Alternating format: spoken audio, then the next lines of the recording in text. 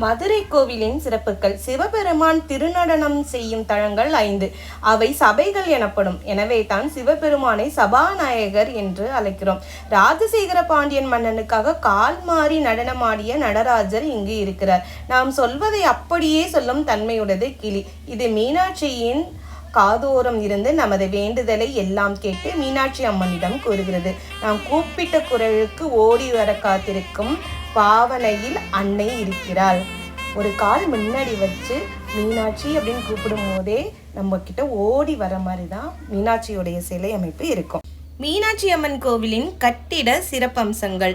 அஷ்டசக்தி மண்டபம், மீனாட்சி நாயக்கர் மண்டபம், முதலி மண்டபம், கிளிக்கூண்டு மண்டபம், கம்பத்தடி மண்டபம், நூற்றுக்கால் மண்டபம், ஆயிரங்கால் மண்டபம், வீர வசந்தராயர் மண்டபம், திருக்கல்யாண மண்டபம் சிறப்புமிக்கவை.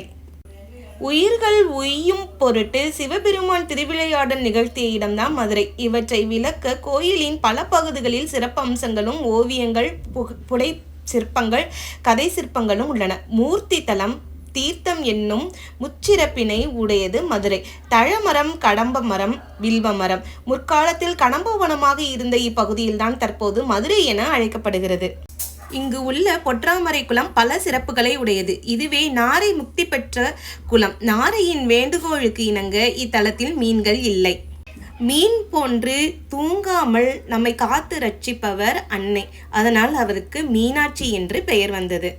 10ஆம் நாள் திருவிழாவாக திருக்கல்யாணம்